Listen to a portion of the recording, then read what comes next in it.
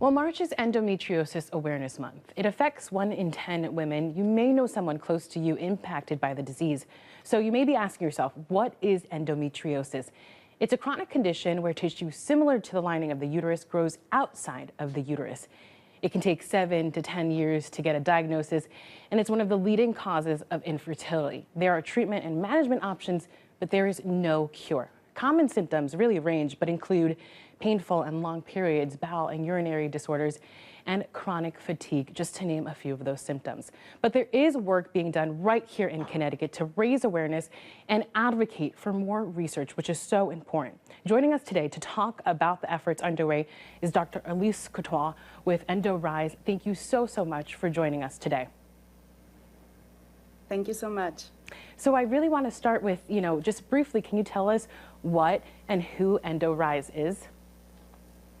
Yes, of course. So EndoRISE is a Connecticut statewide program that focuses on endometriosis, and it really brings together patients, clinicians, and researchers.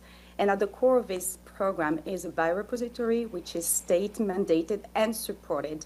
And within this biorepository, we collect high-quality data and biospecimen that helps us better understand the disease.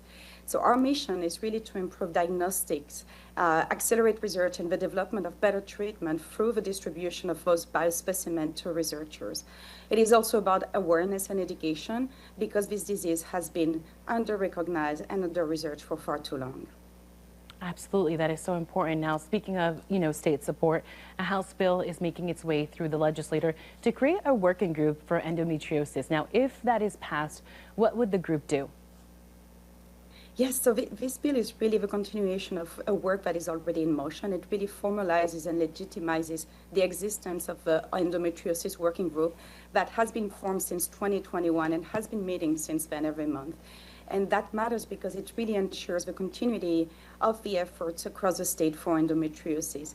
We have and we will, through guiding policy recommendations, support long-term strategy for endometriosis.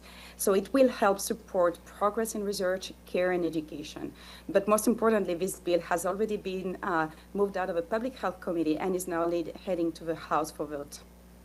That is great news to hear for all of the efforts to help women. Now, there is a teaser being produced by the Jackson Laboratory that highlights EndoRISE and its mission. Now, when is the full video being released, and what can we expect? Yes, so the video will be released very soon on March 31st.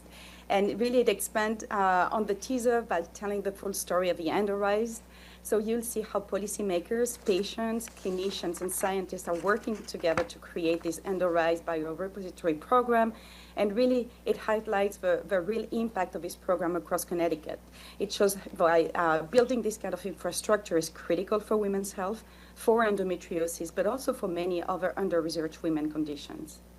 And Dr. Courtois, I've recently opened up myself. I have endometriosis, and I know how painful it could be for someone who may be, worried for their own health or know someone. What is your advice and recommendation for them? Yes, first, trust your symptoms. Severe pain and many of these symptoms that you mentioned earlier are not normal and should not be dismissed. And the second is really to seek care from specialists that are familiar and know endometriosis, because diagnosis, unfortunately, can take time, many years in the case of patients that are left untreated, and persistence matters to get this diagnosis and treatment earlier. And finally, you're not alone. There are growing resources, communities, and research efforts that are focused on endometriosis, and particularly here in Connecticut. Well, doctor, thank you so much for your time, for all of the information that you were able to provide us today. I know you're out of town today, but I look forward to meeting you in person one day. Thank you so much. All right, thank you. And now we're